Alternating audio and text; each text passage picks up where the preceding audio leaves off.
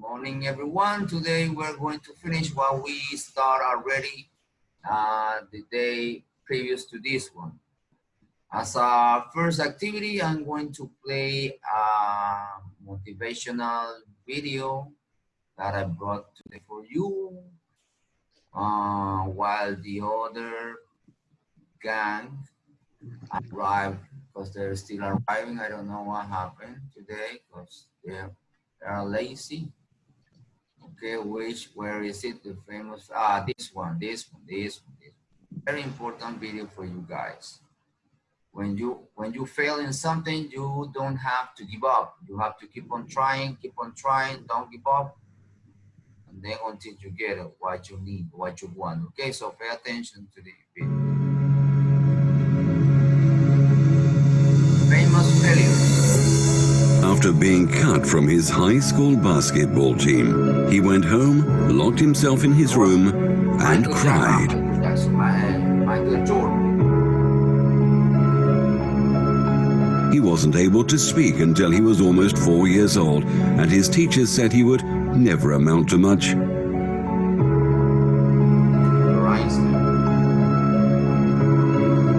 Was demoted from her job as a news anchor because she wasn't fit for television.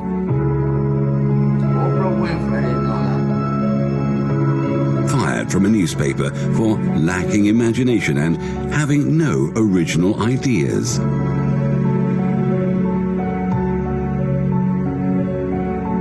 At age 11, he was cut from his team after being diagnosed with a growth hormone deficiency, which made him smaller in stature than most kids his age.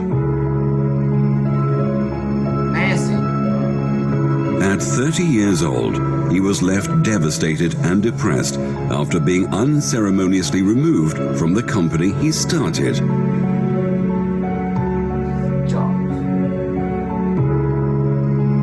High school dropout, whose personal struggles with drugs and poverty culminated in an unsuccessful suicide attempt.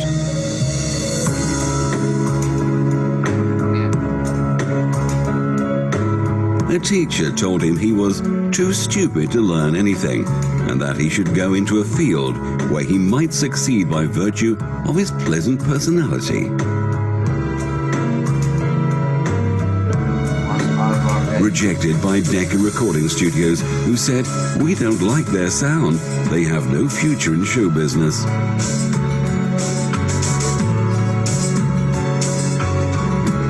His first book was rejected by 27 publishers.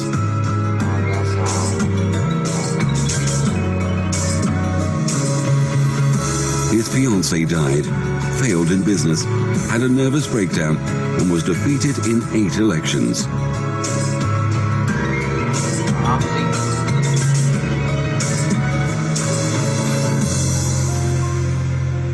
If you've never failed, you've never tried anything new. Definitely, guys. Failing is a process. It's part of your process. If you don't fail, then that means that you haven't tried. You have never tried something. So it's part of the process. You need to fail. Okay. Okay, let's begin the class then. Okay, last week, remember, we were talking about the production possibility, frontier or curve, or what was the other one? Frontier. Oh, I don't remember. I just only remember those one. Curve, frontier, limits. No, it's not limit. Anyway, the thing is that is the possibility that is the because you have a certain amount of resources, you are only capable to produce certain amount of production. Okay, so that is your limits. That's your curve. That is the limit that you are available or you are capable of using a certain amount. Remember, all the resources are scarce. They are limited. They are not unlimited. That's why economists use this tool in order to see the possible option that you have in order to produce certain good or service, okay? Now, as an introduction, now we're gonna talk about another part of this possible production, okay? Now, this is when the frontier goes beyond. When the frontier goes beyond and you can produce more than you are allowed or you are possibly to produce, okay? Now I'm gonna play. It's the same author. Remember, I play a video, so it almost is the same character who tells you, who explain it.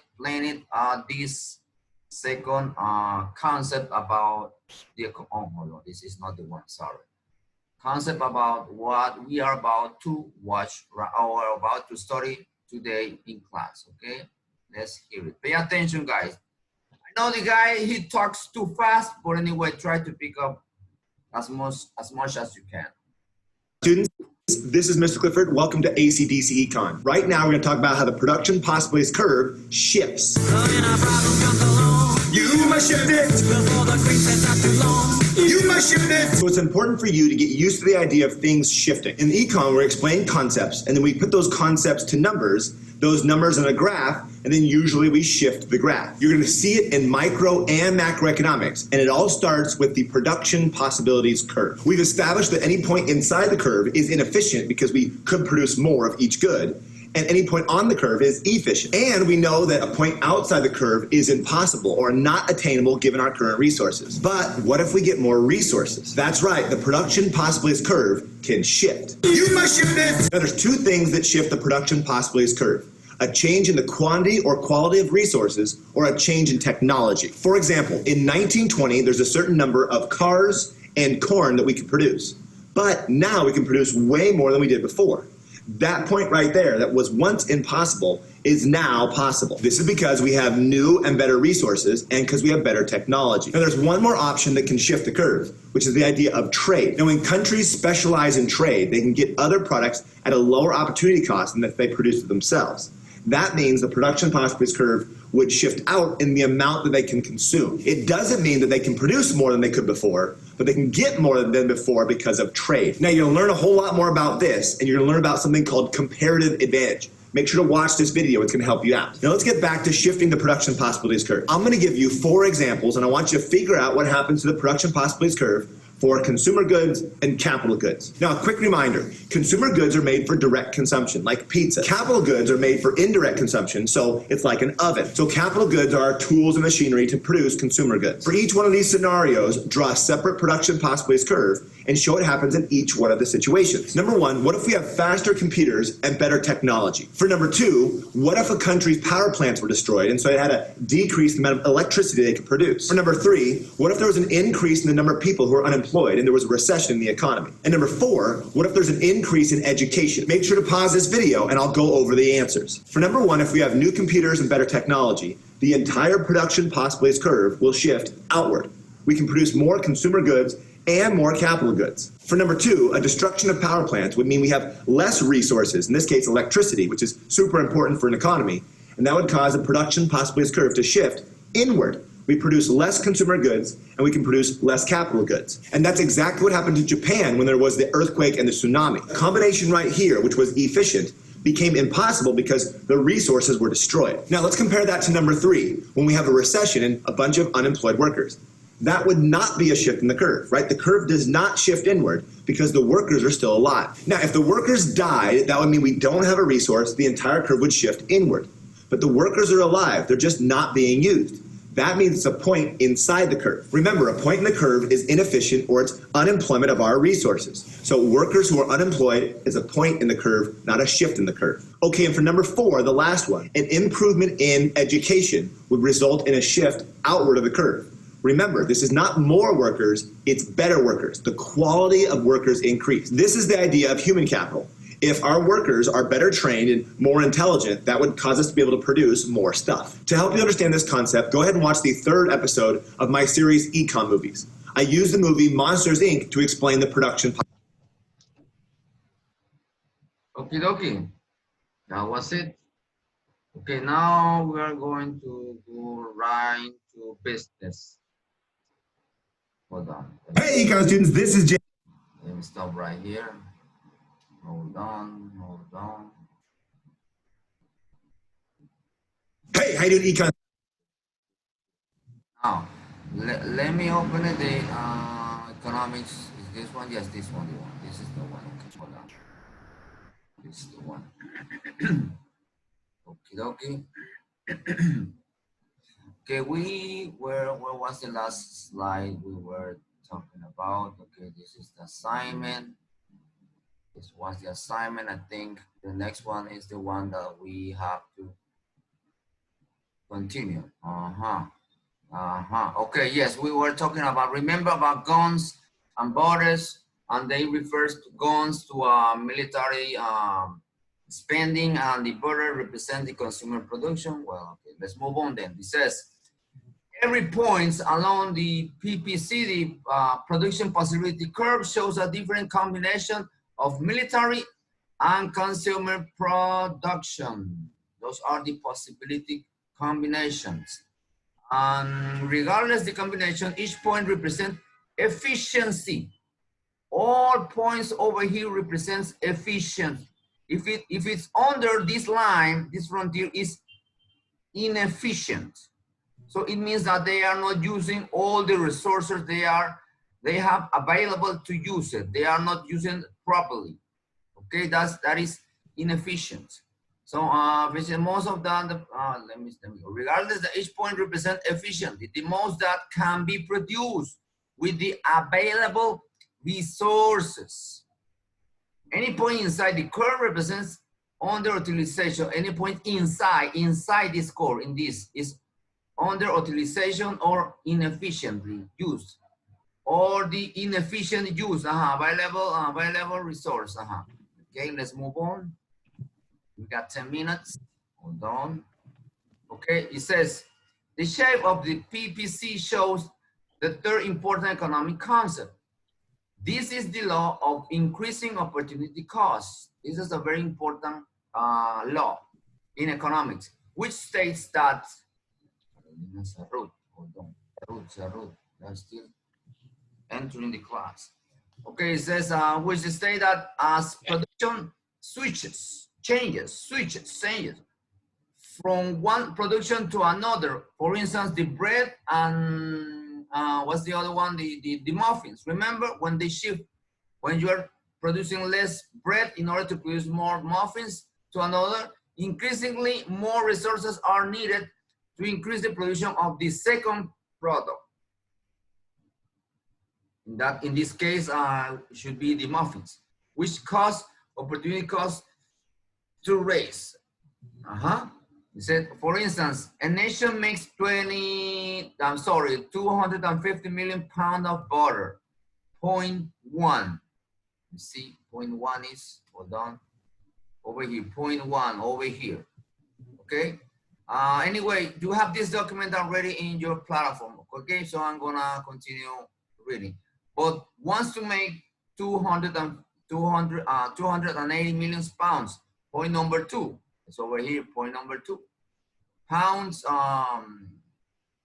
Pounds. The opportunity cost of making the extra 30 million point of butter is 37 million guns. So they are not producing 37 million guns because they want to produce 280 million pounds of butter. Okay. So that this is the opportunity cost. This one, the 37 million guns, is opportunity cost. That's what they're paying in order to raise the production, the butter. Okay. Over here there is the same example. Okay. Now let's move on. This increase in the opportunity cost. Each additional unit has a greater cost than the last. The reason of this increasing cost is fairly straightforward. Making butter involves different resources than making guns. Converting from guns production to butter production is not a simple procedure. New machinery must be produced. New factories must be built and workers must be retrained. The cost of all this action will be fewer and fewer guns. Now, this is the topic that you just watched in the video, okay, changing production possibility. The production possibility curve illustrates a country's present production possibility as if all resources are fixed, okay, are fixed, but they are not fixed. However, a country's supply of resources is likely to change over time. When additional resources become available, new production possibility beyond the original frontier becomes attainable and the PPC moves upward. Okay, over here there's an example, a shift in the PPC. In the late 1700, the United States occupied a relatively narrow strip of land along the Atlantic coast when they arrive, all the immigrants, they arrive, okay? My Castillo, you are here, Castillo.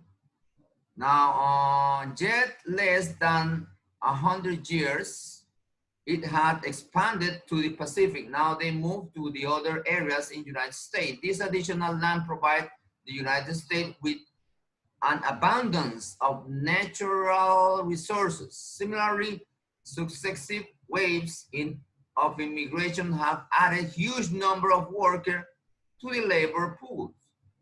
As new technology has made the use of land, labor, and capital more efficient. The additional, the additional of new resources or the more efficient use of resources already available meant that the United States could produce more goods or services. This is shown on the PPC as a shift of the curve upward or to the right, as figure 1.6 the economic refers to this increase in the economic's total output and economic growth.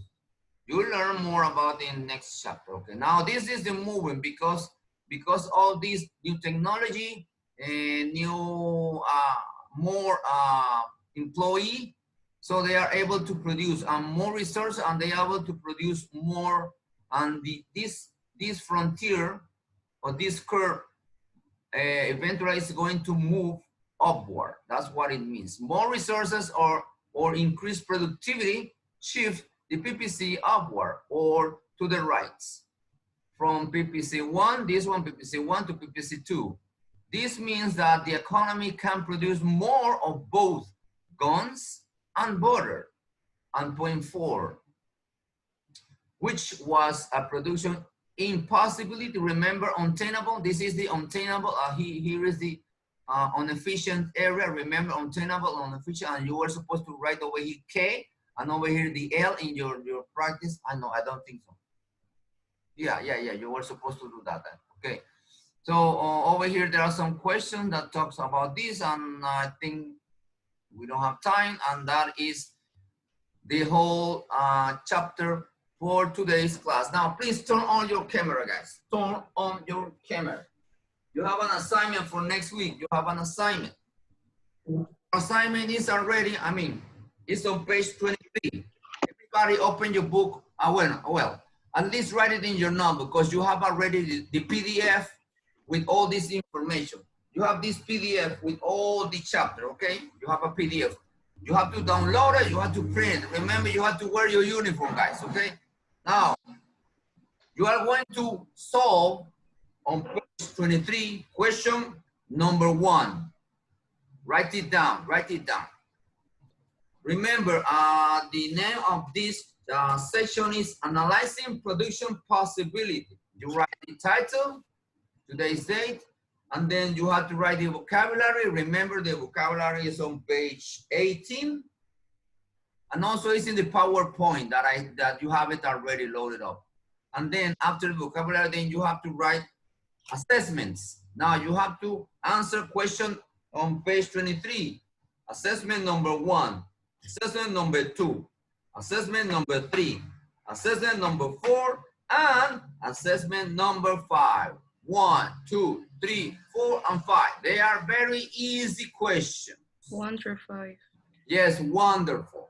Now you have an extra because I like you guys. You have an extra activity, and it's right here.